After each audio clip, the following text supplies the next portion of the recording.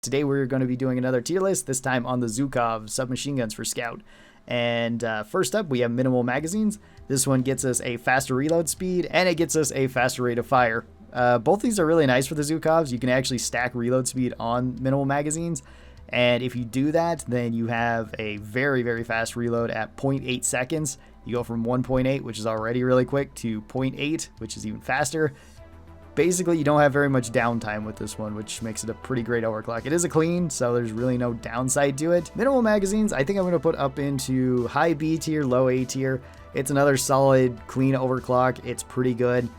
There's nothing really to complain about. You can build it however you'd like, and it's really fun to run full reload speed. If you take the tier 2, which I like taking, usually I go with extra ammo, less spread, more ammo, and then either get in, get out, or conductive bullets. Conductive bullets if I'm running IFGs, or if I'm running like the Drac with electricity rounds, I'll take that. If not, then get in, get out is a good choice. So your call here. Up next is custom casings, which custom casings gives you 30 more mag size at the cost of 4 rate of fire. Custom casings B tier, solid B. Yeah, probably.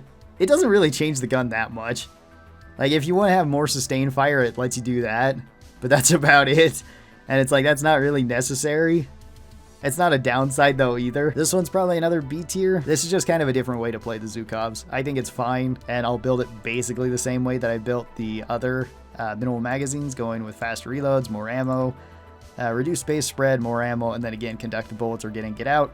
I don't really change up the build that much. You could go with the fast rate of fire in tier 2 if you just want to make up for that, and then you have basically the same as the regular Zhukovs, just with a higher rate of fire and larger magazines. So again, more sustained damage, more sustained fire. Really your call though. Or you could even go with the higher magazine size and go with 90 rounds in it and have a really long sustained fire, but that's not entirely necessary either. So up next we got gas rerouting, which this one got buffed recently. This one now gives you 6 damage, I believe. Yep, 6 direct damage. However, it comes at the downside of having 50% increased base spread, so your guns are less accurate. You lose out on the weak spot damage bonus, which is the 15%. This is not for hitting enemies in the weak spot. You will still get double damage when you hit something in the weak spot generally, sometimes triple damage if it's something like a bulk. And then you also lose out on 50% of your total movement speed. A tier slowdown isn't too bad if you're using it to clear grunts. Yeah, high B tier, B tier. Gas recycling is B tier, A or B tier. Gas rerouting is nice that it went up to 18 damage. You can actually get it up higher. You can get up to 20 damage if you want. 20 damage a shot is pretty nice, plus potentially up to 40 damage if you're hitting things in the weak spot, or again 60 damage. Just don't take the hollow point rounds here in tier 4, because that does absolutely nothing since it buffs the weak spot damage bonus here. I think I'm going to put gas rerouting in low A tier or high B tier. It's a pretty decent overclock. The slowdown can kind of suck. It depends on what you're running. You can make up for it with other movement speed abilities. With the Zhukovs you can if you want to take get in, get out in tier 5, that's an option. So when you do fully empty your magazines, you can at least run quick. You could also take it with like Battle Frenzy from the GK2, or you can take it with the manual heat dump with Hot Feet. I would highly recommend taking the reduced spread in tier 3, because otherwise you have a really wide amount of spread and it's really inaccurate at anything but very close range. This lets you at least have some level of mid-range.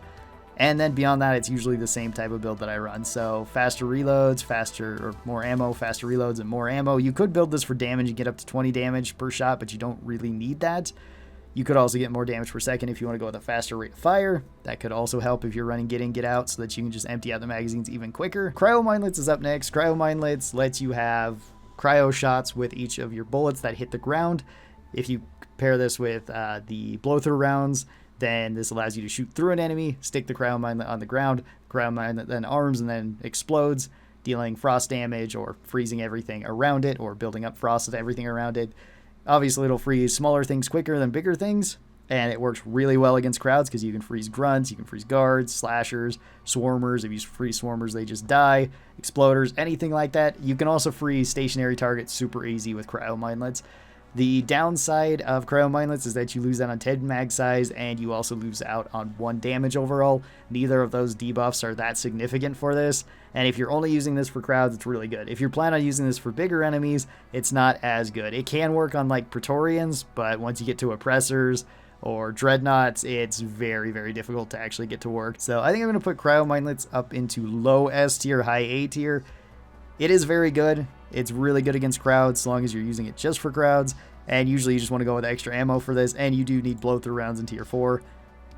at least to get the most out of this, because you can just punch through enemies and then have the mine arm below them, freeze them afterwards. So extra ammo in tier 1, anything in tier 2, it's your choice. You could go with the mag size and make up for what you lost.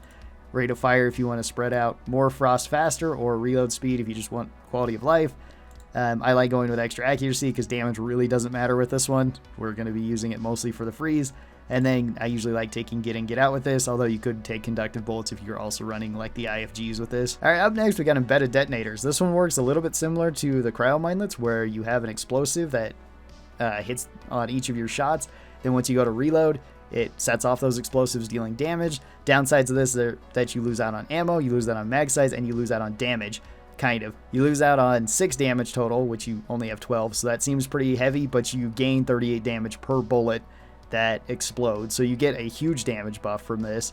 So the only real downsides are ammo that you don't have. This one is easily S tier, and I think it's the best one for the Zhukovs. It's really strong. It lets you have tons of damage towards anything. Make sure if you're using this on Dreadnought missions, though, to not use it on the armored part of the Dreadnought, because it will not blow up then. And then you're just doing reduced damage with your submachine guns. So make sure that they are weakened. Either you've pulled the armor off of the twins and are hitting them normally, or you have the regular Dreadnought out of its armor phase and are hitting its health. But it is super strong. It lets you clear up big things really fast. You can clear up small things really quick with it too. And really all you want to do is just build ammo with this. In tier 1 and tier 4, that's what I'd recommend. This does work with blow-through rounds. You can actually hook this to multiple enemies with blow-through rounds, but it's very iffy to do that, and generally you just get more utility out of just going with more bullets. You get more damage overall, and you get more single target damage, but just going with more bullets. Tier 2, pick whatever you'd like. I like going with faster reload speed. I like going with the better weight balance in tier 3. Again, there's no point in going with damage here. Adding 1 more point of damage does not affect our explosive damage whatsoever, so going from 6 to 7 damage is neglectable. And then again in tier 5, conductive bullets if you like using the IFGs, or electricity on your primary. Otherwise, get in, get out is a great option. I swear conductive bullets doesn't affect the detonation damage. I don't know if it does. I don't think it does. I think it's just the direct damage, so you'll still get a little bit more damage, and IFGs help anyway. So if you want a little bit more burst damage, you can do that. Otherwise, like get in, get out is nice, but they're both kind of nice ones. Is the det's damage affected by freeze? I don't think so. I could be wrong about that. Maybe it is. I think the dead damage is just flat damage. I think it's just like a flat amount of damage. Well, here is all of our overclocks for the Zhukovs. Zhukov has pretty solid overclocks overall. You can't really go wrong with any of them, and it has some really strong ones too. Thanks everybody for watching this. I hope you guys enjoyed it. Tell me your thoughts on the Zhukov submachine guns down below and their overclocks. Which ones do you enjoy using the most? Special thanks to the supporters of this channel. These are my members over here on YouTube, patrons over on Patreon, and they get early access to videos just like this. If you'd like to be a part of that, you can. There's a link in the description, or the join button down below on YouTube. Thanks everybody. Hope you guys have a great day, and I will see you next time. Bye-bye.